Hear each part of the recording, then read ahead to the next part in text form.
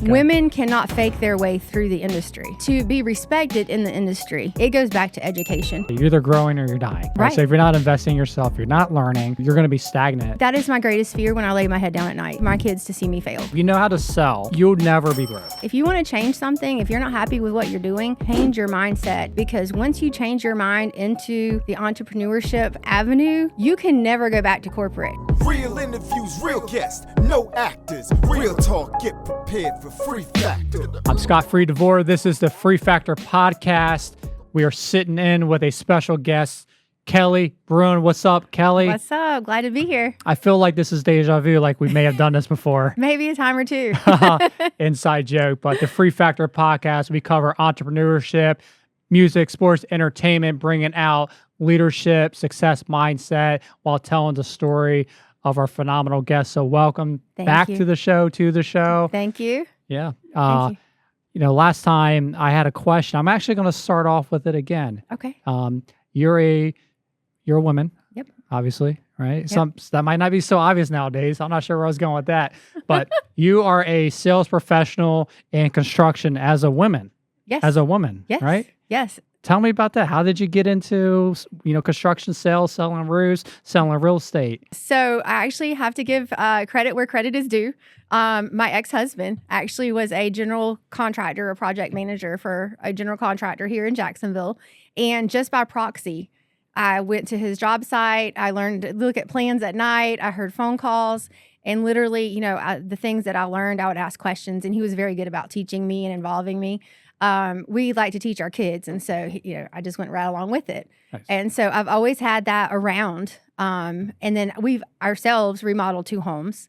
So Okay. I got to do that and watch the process of that. And I was kind of at home more than he was. So I got more hands-on. So that was really nice. So that's where my construction background came from. Okay. The roofing background, I was actually recruited off of monster.com when I was 25 by a synthetic thatch roofing company. And so I went in to do their sales management, and I learned that I love the product. So I started looking at plans, started going to the warehouse. I was always just hanging out trying to learn. And so when I got a divorce and I said, okay, time to make some money, teaching didn't really cut it for me anymore. I said, you know what? I can always go back to construction and roofing. That's what I was comfortable with. I love being on roofs. So I did. I called up a buddy that had just started up a roofing company. I was like, hey, I need a job. Hired me on the spot, and I was his main PM for the last 3 years. Okay. Well, I don't want to glance over teaching. Right. Because I think teaching was a big part of your life. It is. How many years were you? 15. 15 in elementary education. Oh, wow. Tough.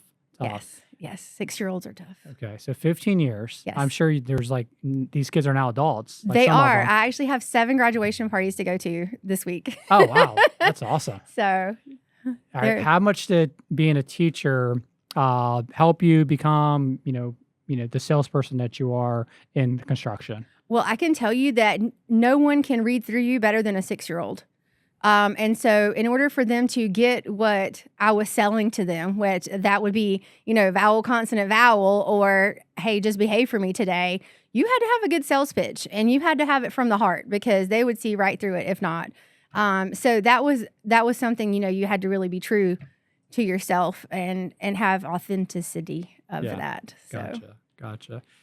One of the other unique things about you is you're actually from Florida. I am. There's so many people in Florida now who are not from here. Right. Where were you born, raised? Okay, so I was actually on the Big Bend area of Florida. It's very swampland out there. Okay. I believe that my county just got its 3rd red light.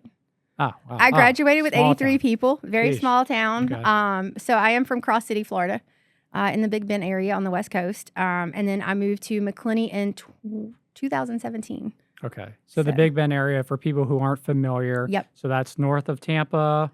No, actually, that's like north of Cedar Key. So yeah. Really far north of Tampa. Yeah, really far north of Tampa. About an hour from Gainesville and about an hour from Tallahassee, somewhere out there on the coast. Okay. So Cedar Key, Steinhatchee, Horseshoe, all of those, Wakulla. Okay. So very swampy. I don't know any of those Yeah, places, very but they soft. sound like great areas. They are. Tell me, let's kind of go to that place. So you're raised there, small town, now Mm-hmm. just getting its third stoplight. So back then they probably didn't have cars. So it's advanced. Not saying you're old. We might have to edit that out. That might came out bad. But very small town. Yes. I'm sure everyone knew each other. You Yes. guys didn't lock your doors at night. Nope. You just go outside and play till the sun comes down and you come home. Was that kind of your That's childhood? exactly the way it was. Okay. We were given a snack when we got home, and we were to go play for an hour. My mom was very structured. I give her a lot of credit. She was a stay-at-home mom, and she really poured a lot into us. But we would do our homework, and then we were to go outside until the porch light came on. Okay. And so that's what we did. How do you think that affected who you are today? Because that's not the childhood of really hardly anyone. Anyone anymore. today. Yeah. No, anyone today. No matter where you are. I think that it really gave me the ability to see things that were not there by playing imaginary friends, playing with, dirt, spoons, pots, whatever it may be. It just gave me the freedom to think outside of the box. I wasn't given a puzzle to put together exactly perfect. I had to make things work. And so it wasn't always easy because you weren't to go in until the porch light came on. Mama had things to do.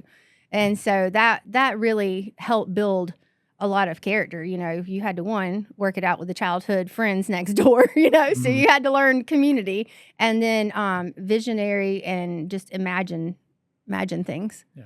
So What was the best part of your childhood? ATV riding, I think that was the best part. My sisters and I had ATVs, four-wheelers, and my dad built us this cool track around our yard. Nice. Did you guys have a lot of land? Land, we did, Okay. yeah. And so he built us a track around the yard, and so it had like jumps, and you go under trees and like curves, and Yeah. that was fun. We would ride all night doing that. Nice. All right. I saw a post not that long ago of you turkey hunting. Yes, Yeah. yes. So were you always a hunter? My mom and dad were hunters. Okay.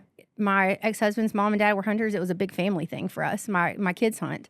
But turkey hunting was something that I kind of got into once I was married. My dad never turkey hunted, but it's something that I would throw down all the other hunting for. It is so primal. Like you have to really strategize and focus and be quiet and learn a skill on how to call. So it's just its own little pillar of hunting. Yeah. So Awesome. So I grew up in Western Maryland, and turkey hunting is pretty big up there. yes. Hunting in general. So when you think of Maryland, most people think of like DC and the metropolitan area, Mhm. but I was from the western part of the state. It was a unique area. We definitely had areas that we wanted to be like the big city, but then we definitely had our very rural areas. Right. So it's kind of a hodgepodge of places. Like I grew up in the projects there, so it's not like the projects and what you would think of like inner city, New York City type projects, but it was the projects more or less. Right. So you were ATV riding, playing, making toys out of spoons and dirt, mud pies, Yes. hunting. I'm sure your kids are maybe into some of the same things. I'm sure you're putting some of those values in. We are. We're still instilling those same traditions in them. Yeah. They are more of a trophy hunter, though. They're Okay. a little more privileged hunter than I Yeah, am. it's better than not right, at all. Right. And so, but they do very well. They're very disciplined.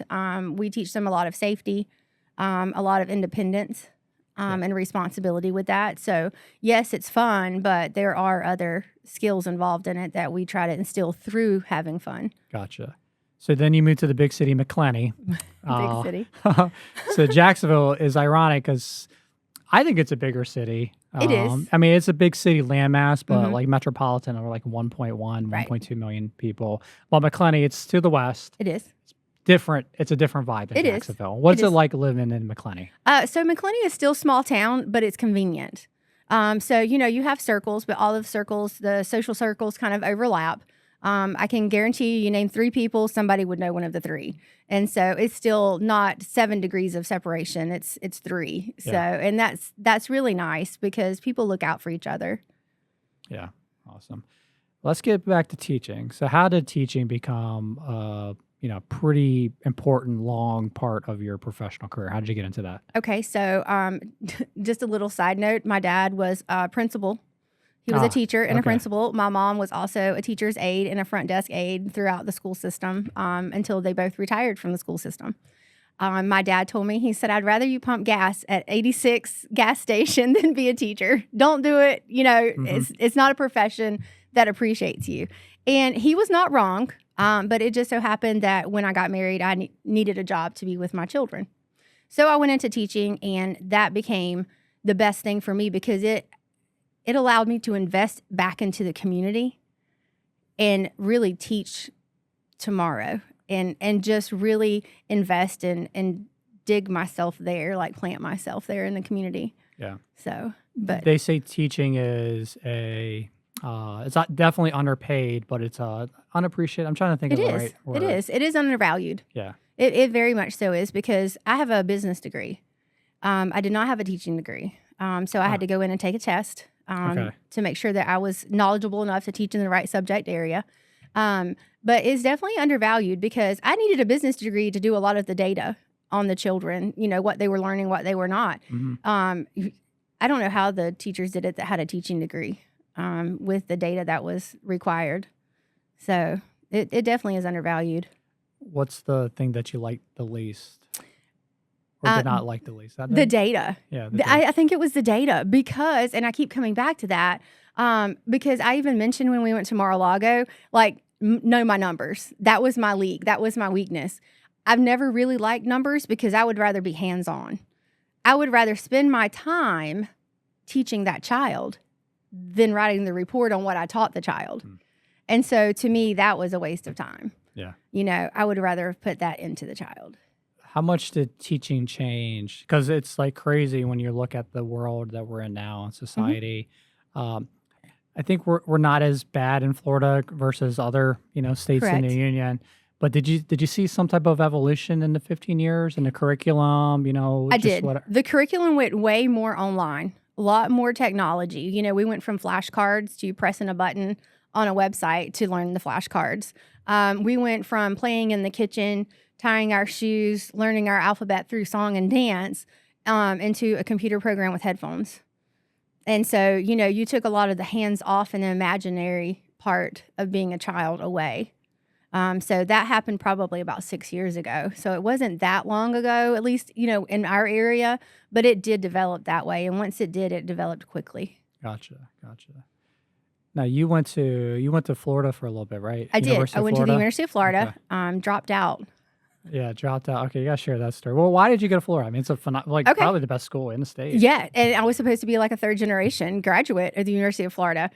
So when I had the withdrawal slip on the counter, my dad was like, freaking out. But so I went to the University of Florida to study online media.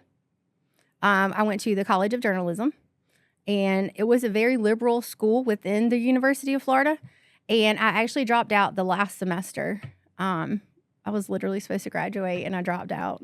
Oh, wow. Because they just asked that you take all your morals, values, principles, everything you stand for, wad them up, throw them in a trash can, and read a script. This is what you're going to say. This is what you believe. You can't stand up for what you believe because you have to just do it this way. And that, for me, as a strong Christian, even back when I was little, I couldn't do it. Yeah. I couldn't do it. Yeah, wow. So that's some conviction to drop out because it wasn't in alignment with who you were. Right. And I was also paying for my own college. I was working to pay for my own college. And so, when I dropped out, that was a lot of money that I lost. But I couldn't do it. I told my family, I said, look, I'm going to finish, but I have to finish somewhere else. That's not for me. I don't want to carry that. And that's what I did. So I ended up going to St. Leo's and getting my business degree, which was a little more conservative, obviously a little more religious, and that was much better suited for me. Gotcha. Yeah. Gotcha. So I don't regret that at all.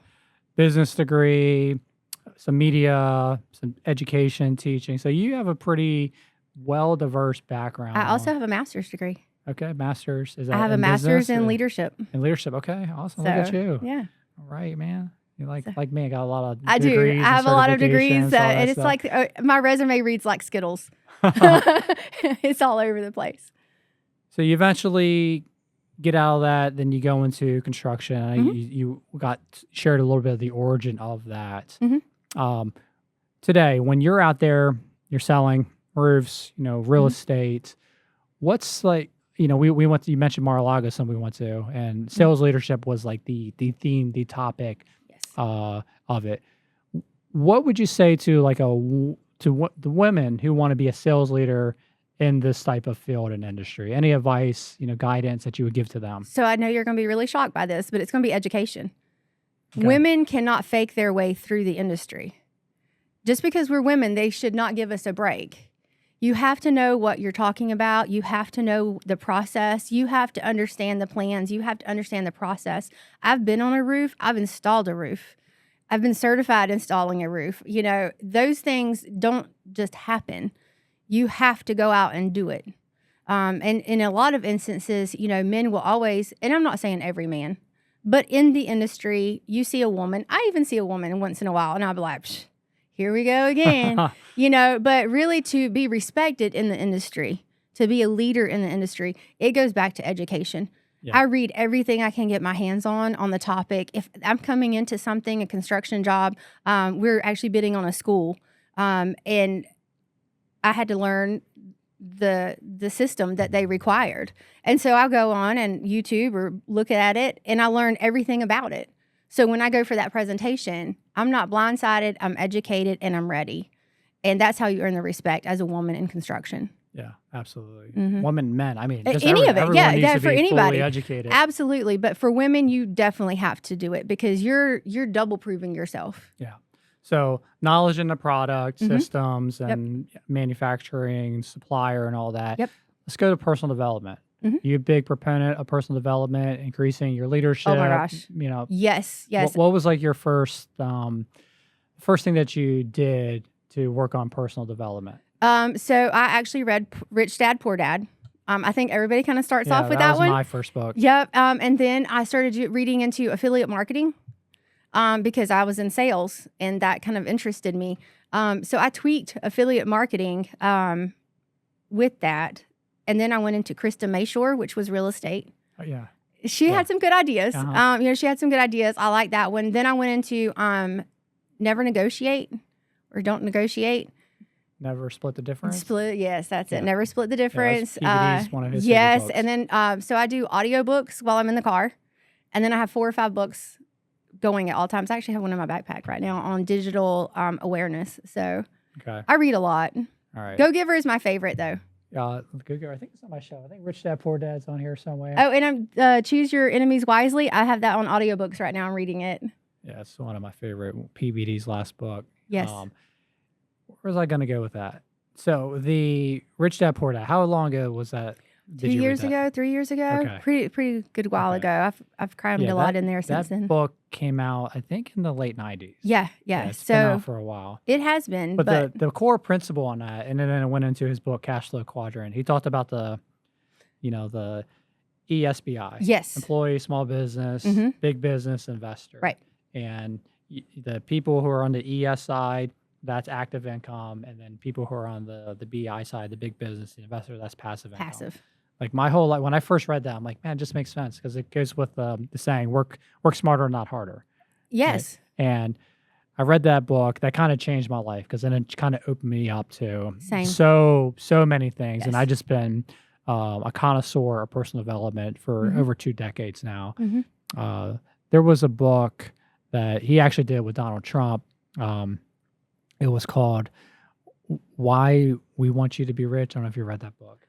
But I didn't read that one by Donald Trump. I read it was Trump and Kiyosaki. They did it, and it was it had a catchy title to make what's this book about? But I would actually have that sitting out like on my coffee table, and people would come over and be like, "Man, what's this guy about?" But I, my conviction was, if I want to do something great in this world, I got to get better myself. I got to be better later, and I still hold true to that. To this day, because you're they say, you're either growing or you're dying. Right. So if you're not investing in yourself, you're not learning, you're not getting around others who are successful, going to conferences. I mean, you're going to be stagnant. And, I'm somebody who wants to make a great impact on this world, lead my family, be someone that my children like, man, look at what my dad did to be great. Because I didn't really have that model when I was growing up. My mom, she immigrated from Vietnam. She had a very rough childhood. no formal education at all. And my dad and my mom divorced when I was pretty young. I was in going into third grade. And the thing and he passed away about 4 years ago. So, but my dad and I, we made peace later on in life. But the thing about my dad was he was an entrepreneur, and I think that's where my entrepreneurial drive came from. Like he wanted to own his own restaurant. So he met my mom, basically as the head chef or the sous chef at some restaurant. They met in like coastal South Carolina. I was born in Hilton Head. Oh, And, okay. the only reason why we lived in Hilton Head because my mom was living with her sister who's a doctor. That's the only reason why we lived there. So it's not like we didn't have any money. So my dad's a chef, meet my mom, they get married and whatever. Then when I was going into first grade, so I lived in Hilton Head, I lived in Savannah, I lived in Charleston, and then we moved to Western Maryland. I'm like, man, moving to Maryland. Like I'm like living in the coast, like going to the beach and everything as a kid, loving it. And then, my dad, I guess he just really couldn't find any work or things didn't work out with where he's working. So he moves to Maryland and he's just being a chef and everything. But I remember as I was getting into like elementary school, like wanting my dad and my mom to start a restaurant together. Because my mom's a phenomenal cook. Like her Vietnamese cuisine is the best. There's no one who makes better Vietnamese food than her. So I always wanted them to own a restaurant together. Well, unfortunately, it didn't work out. They got a divorce. But later on, my dad remarried, and he ended up opening 2 restaurants with her. Oh, nice. And so I didn't have a relationship with my dad at that point. I was proud from afar that he did it, but obviously I had nothing to do with it. I didn't, I didn't see any of it. I just knew about it. So we lived in the same town. Ironically, I just never saw him. Yeah. But I say that because my entrepreneurial, I think my seat came from that. But my dad was just not a good dad. Like I said, we reconciled. So I'm not trying to speak bad on him because he's not here.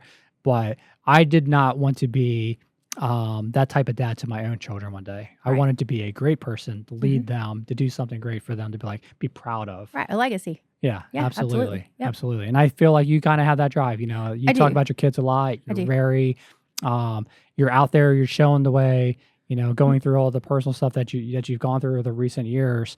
How important is it for you to be a leader, to lead them and show that example for your kids? Oh my goodness. It's the reason I wake up and do what I do. I do not want my children to see me fail. Like that is my greatest fear when I lay my head down at night, is to see my kids to see me fail. Because I ventured out and we went through fortitude and tough times. I mean, it's the way it is, but we have done very well.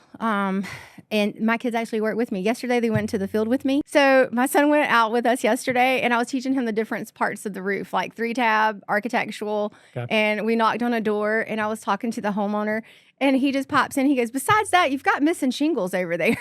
Your son said that? Yes. Oh, so nice. he just piped right in at 11 years old. So, teaching them a skill that they can take into life because they might not always can depend on corporate America. They need to know how, if they're hungry, go out and find something, to do work. Absolutely. So that's definitely important to me, to be a leader to them. And they do not, just like PBD, they do not get money for cleaning their room. I expect them to clean their room. They don't get money for helping me with the dishes. I expect them to help me with the dishes. They get money for reading those books that are on my coffee table. Yeah. They write me a book report, type me a book report, whatever. They cannot AI it because I've already caught that. Okay. but yeah, they get allowances for self-development and leadership because I don't want to send out somebody who has an EQ in sales of 0. Yeah. They have to have some kind of knowledge. Absolutely. Yeah, it's just I see so many times people who are successful. A lot of them is because of like sales, like they have a sales background. If you know how to sell, if you have that skill set, you'll never be broke. No. Like because you can just find a high profitable product, figure out the specifications for that, and if you have that ability to sell, you'll never go broke. You'll have you'll be able to make a lot of money. Because no matter what is hot or what is not, whether you're in COVID or when you're not, you can still sell from a computer screen. I mean, that's what we do every day is we sell digitally and we sell in person. Yeah. And so as long as you have that, core values and the lack of fear, then you're fine. Yeah. You're always going to make it. Yeah. And that's what personal development does. Like, some people overcome, like some people are just not, they don't really care. They'll talk to anybody. That was not me. Mm-hmm. I got into direct sales 20 some years ago, 2003, 21 years ago. And so a lot of people were successful at it. I had a lot of ground to make up. And that was really kind of the start of my journey in personal development. Like, all right, if that dude can do it and be successful, I know I can. So I had to really just dive into working on myself, reading books like How to Win Friends and Influence People. I read that You one. know, just things on like just mindset, just belief.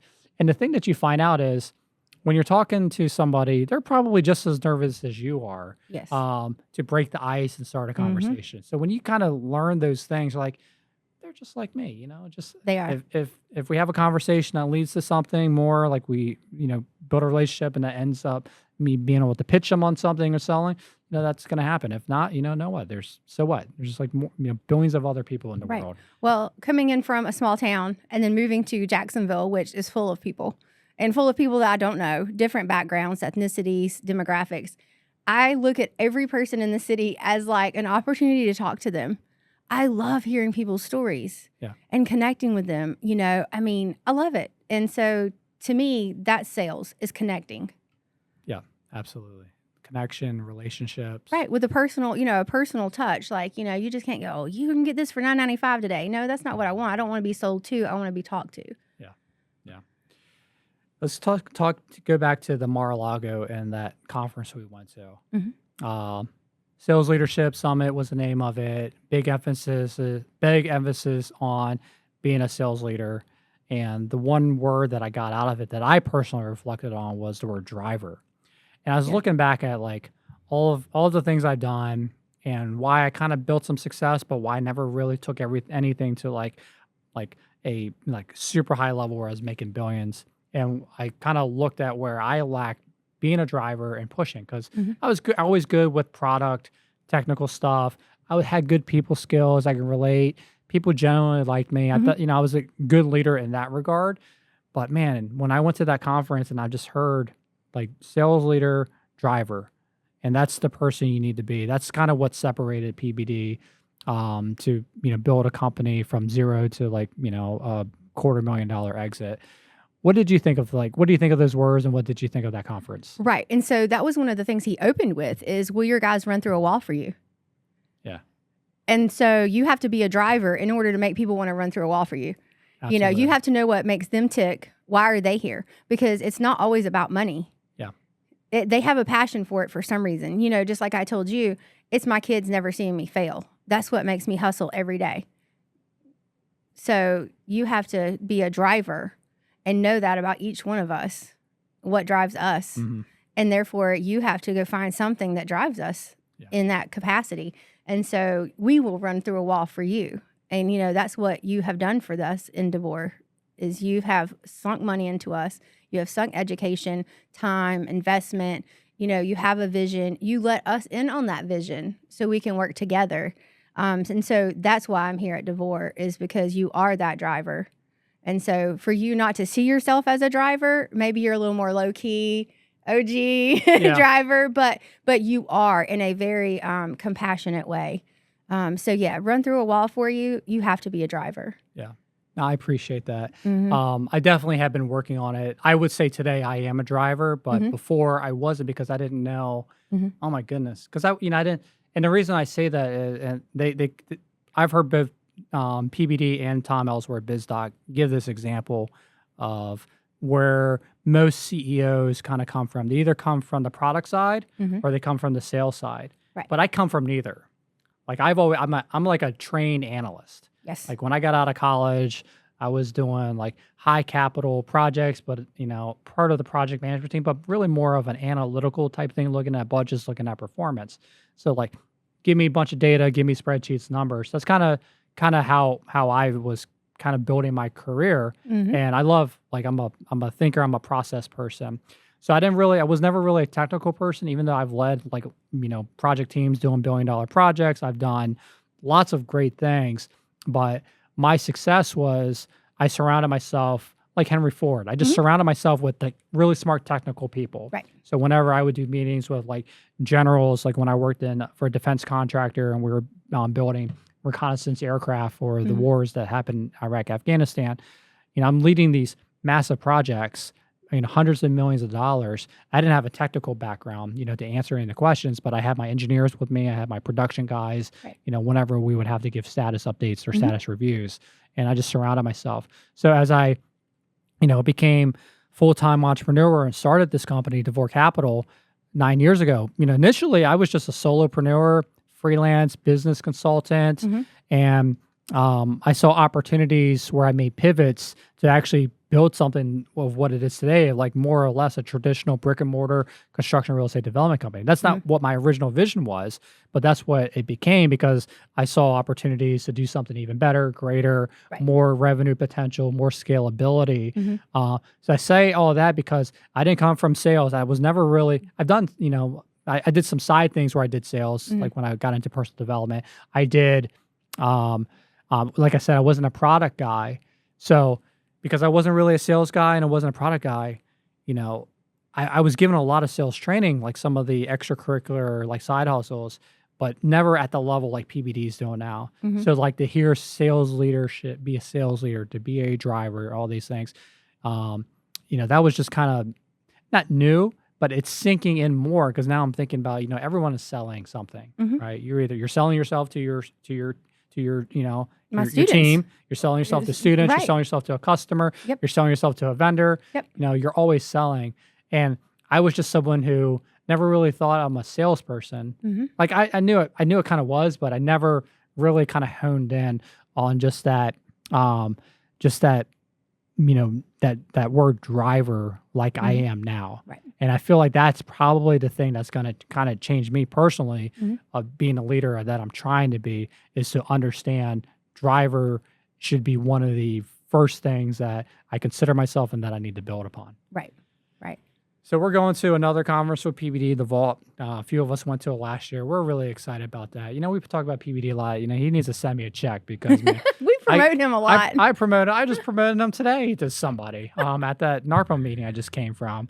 But I like the guy, and I talk about him so much because he gives very specific tactical things for me as a CEO of how to build an organization to scale. And one of the other things that he's big on is, like his team that he has, like the culture. And, you've only been around DeVore Capital for a few months now. And I remember when it was just me and I hired my first salesperson, I was just like, oh my goodness, I got someone who actually wants to work for me. Like, that's like the most amazing thing ever. Like, you want to work for me? Man. And then, as I started to scale out and build some structure, I wouldn't say I was just hiring anybody with a heartbeat or who could fog a mirror, but we brought some people in that initially, they did some good things and brought some business, but we never really had a really strong culture. We just kind of accepted things because people were bringing in business, and that was years and years ago. I've been, this company's been around 9 years now, but man, over the last couple of years, as we kind of had to transition some people out who are leaders within the company, over the last couple of years, we've really been focusing on our culture, and that's what I see about PBD and Valuetainment and BDC Consulting and all these, all his subsidiaries, or just any great company, is how strong the culture is. And I say all that because I really appreciate you coming in, because you 100% not only fit the culture, but you made our culture even better than where we were before you walked in. Oh, thank you. So I just really appreciate, what you've done coming in here, being a sales leader that you are. Yeah. And I do want to transition to real estate, unless you want to add anything. You want to say anything on that? Okay. All right, man. You were giving me compliments. I thought I'd give you some compliments. Well, back. thank you back. Let's go to real estate. So, roofing sales. You're doing roofing before you got into real estate, right? Yes. And then kind of real estate came from roofing. It did. Tell how that It did. How that happened. So I was just roofing, and I've realized that I started looking back, and I'm like, man, I'm getting so many roofs from these realtors. I can do that test. I'm smart enough to pass the test. So I studied up. I passed the test. Perfect score first time. And Oh, nice. yeah, I'm going to brag about that because I hear some of my friends telling me they took 2 and 3 times. So I was like pretty proud of that. I passed the first time, but it definitely wasn't perfect. Yeah, no, mine was. Okay. So Good for you. So I did. I went and I got my real estate license, and then I hooked up with Coldwell Banker Vanguard, which is a large corporation. They had a great education program when you first came on. Oh, absolutely. You know, just training you on how to do your contracts and things like that. So that's why I went with them, was because of the education. Shortly after, I became aware that I was moving faster than I was there. You know, I needed to go out some more. And so I switched brokerages to just do a little more digital media. But yeah, so going back to roofing, I went into roofing, and then I got my real estate license because so many roofs came from real estate deals. And here at DeVore, we actually offer, you know, pay at closing for our real estate friends. And so it just fits right in. And that's where most of my retail deals come from, is the real estate side. Yeah. What do you like about selling real estate? I mean, it's not the greatest market right now. It's not. I came in the hardest time. Yeah. I did. I just came in. I'm very new at my job as a real estate agent, but I love it because I get to educate people all the way through. It is like the scariest thing besides a roof that you're probably going to do in, you know, your life, is purchase property, whether that be a home or an investment. And so to walk someone through it with confidence, because I've been through all of the courses and training, it makes me feel good. It makes me feel like I'm still making a difference, you know? And so that's why I like the real estate so much. Yeah. Awesome. Roofing and real estate. Yeah. Who would have thought that went together? Kelly Bruin, contact her. Yes. Let's talk about media. So you do a good job with media. Like I've been doing better because I believe in it so much, and I was just on the sideline for way too long. Yeah. Way too long. And in the past year or two, definitely invested in building kind of a staff around it. You know, now we have like a media company, but you do really well. Mm-hmm.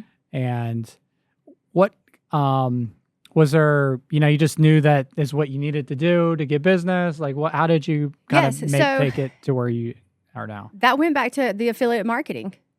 That's really, like, I really believe that God did not waste any of my time on any of the skills that I learned going back even into my childhood, because I did the morning announcements on the TV at school, you know, so I've been in front of a camera for a long time. And so media for me is just second nature. And the biggest part of media is not what you do, how many times you post. It's not the algorithm, because that is fake. That's just meeting your numbers. To me, media is to let the people see you for who you are. Yeah. You know, because with digital media, you can't always read a person, you know. And so by doing media, it has to be real. And the biggest thing is just getting over yourself. You sound like you sound. You look like you look. There are always going to be naysayers. But on the other side, you have to measure risk versus reward. The risk is I have one naysayer going, oh, your hair look funny. And then the other risk is I get 500 followers and I'm putting on 6 new roofs next week. Yeah. So is that one naysayer really enough to scare me from not making a post? No, it's not. I'm going to put myself out there so people can see who I really am.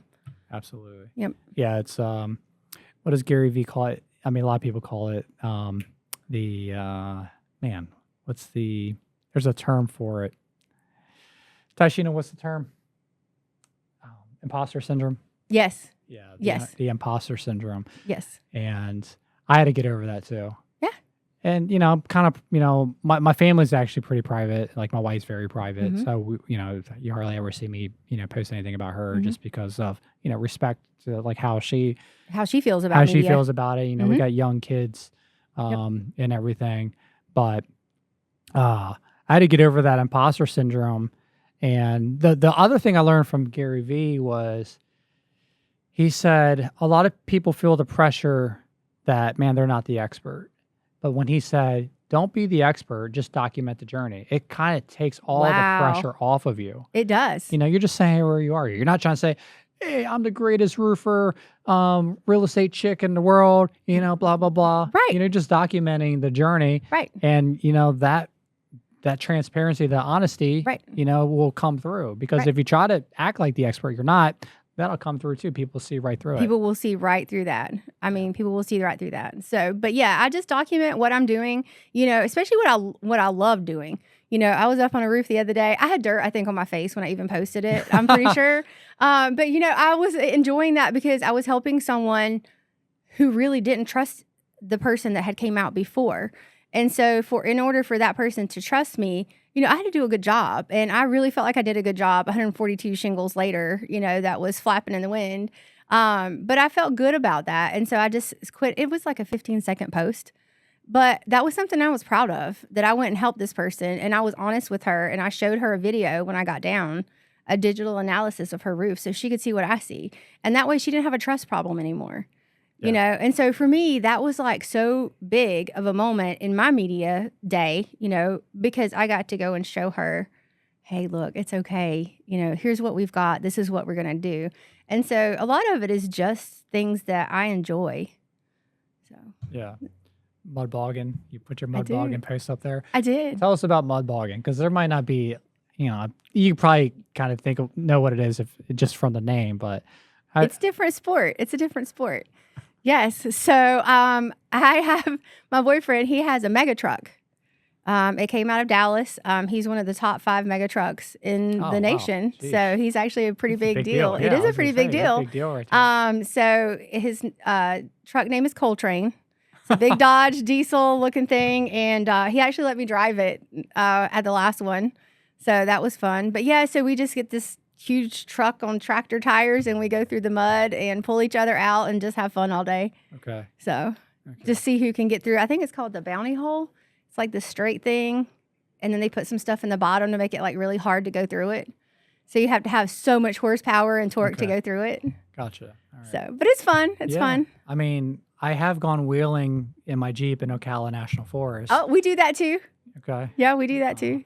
I done that a few times, but I like taking my Jeep out on the beach. I'll go down to there you go. Volano, Porpoise Point, St. Augustine Beach, up to Huguenot.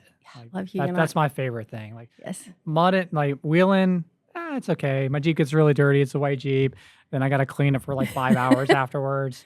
I have a Jeep too that goes in the mud. I have a Jeep. Yep, 92. Yeah, see, my Jeep is my daily driver. Yeah, so no, mine's just parked in the yard. I'm like, man, do I really want to beat up my daily driver, my Jeep? Yeah. You know, it's fun. But when I get my next Jeep, you know, then I'll transfer my Gladiator to like my off-road, right? You know, mega, you know, thing. I'll put 40s on there. I'll do all types of crazy stuff. There you go. You can come out with us then. So my brother-in-law, he works at a custom Jeep shop. Perfect. Overbuilt Customs over Phillips Southside. Oh, nice. Area Jacks. Shout out. So they Overbuilt do. Customs. Yeah, they build some crazy rigs. Yes. Like they'll do like LS swaps. You know, put like those Corvette engines. They'll do Hemi swaps. They'll put like 4. Now you can buy a Jeep with the 492 in it. You know, so you don't have to do an aftermarket thing, but those are like $100,000 for a Jeep. Right. It's a little too much. Yeah. You can buy something and then just rebuild it and save you some money. Yeah. So let's talk about Bo.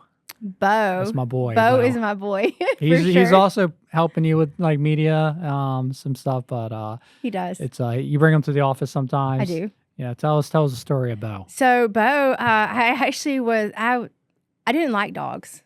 I didn't like dogs at all. I'll be honest with you. My neighbor walked across the street and said, man, my marriage is in shambles. I need you to take this dog. This dog is driving her crazy. And I said, I don't want that dog. Are you kidding me?